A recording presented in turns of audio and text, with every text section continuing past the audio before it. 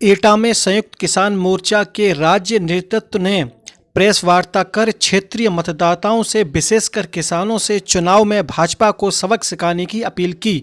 Press वार्ता में भारतीय किसान यूनियन के राष्ट्रीय महासचिव राजपाल शर्मा, किसान सभा के प्रदेश महामंत्री मुकुट सिंह व क्रांतिकारी किसान यूनियन के प्रदेश प्रभारी शशिकांत ने संयुक्त रूप से पत्रकारों को संबोधित करते हुए योगी मोदी सरकार को किसान मजदूर विरोधी ठहराया। इनके राज्य में जनता महंगाई से ग्रस्त है, युवा रोजगार के लिए भटक रहे हैं, किसान अपनी उपज के मोल के लिए तरस रहे हैं।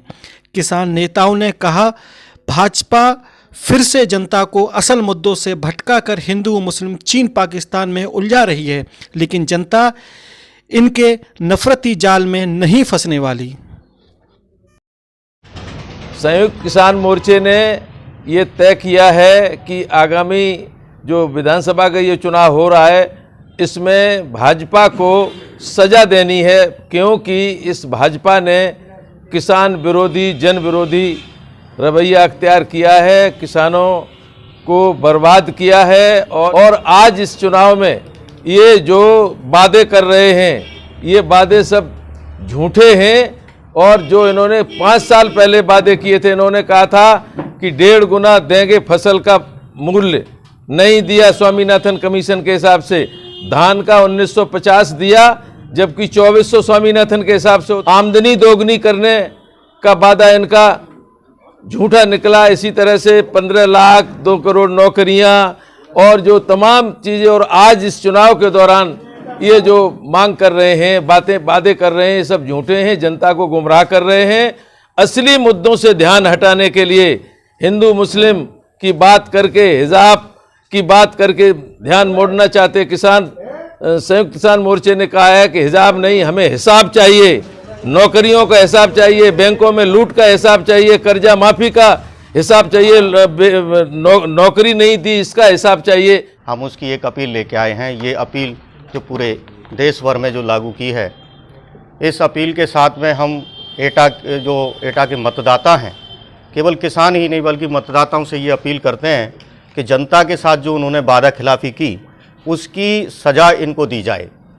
सवाल ये है कि आज इतने दिन बाद जब हिंदुस्तान के इतिहास में चुनावों में हम हराते जिताते आए हैं पार्टियों को, लेकिन पहली बार ऐसा हो रहा है जब देश की जनता किसी पार्टी को सज़ा देने की बात करती है, क्योंकि इतिहास में यही एकमात्र ऐसी पार्टी है जिसने इतने दोष किए हैं कि इसको हराना पर्याप्त नहीं है, इसको सजा देना ही शब्द अच्छा लगता है। और हम इसी सज़ा के साथ आए हैं, क्योंकि सबसे पहले इन्होंने जो नोटबंदी के समय में जो हत्या इन्होंने की, जिसके ये दोषी हैं, जिसको किस तरीके से लागू किया, जीएसटी के दौरान किस तरह से व्यापारियों पर हिटलरशाही दिखाई है, कोरोना काल में जो बेइंतजामी हुई वो आपके सब सामने है, और अब हमारे किसानों के ऊपर जो इन्होंने लागू किया है, जिस तरह का तीनों कानून लागू किए। और अब ये कह रहे हैं जैविक खेती के नाम पर खाद बीज सब देना बंद करेंगे, सब्सिडी देना बंद करेंगे, डीजल का कम से कम उपयोग खेती में किया जाए, अभी ये सरकार लाने जा रही है। इसका मतलब डीजल से हमारा जो सब्सिडी है उसको ख़त्म करेंगे, तो जिससे ट्रैक्टरों की कीमत बढ़ जाएगी, जिससे डीजल की कीमत बढ़ जाएगी और खेती किसानी और ज़्यादा बर्बाद होगी। ये हमको साफ दिख रहा है। दूसरा, युवाओं का रोजगार, जो साथी मुकुट सिंह जी ने अभी बताया कि युवा सड़कों पर भटक रहा है। बनारस में और उस तरह अभी देखा किस तरह से इन्होंने रोजगार मांगने पर लाठीचार्ज किया, और 2 करोड़ हर साल ये रोजगार की बात करते थे, लेकिन आज रोजगार के नाम पर केवल परीक्षाएं होती है और परीक्षा के बाद में वो परीक्षा रद्द हो जाती हैं, पेपर आउट हो जाता है। यही तमाशा ये 5 साल ये सरकार करती रही।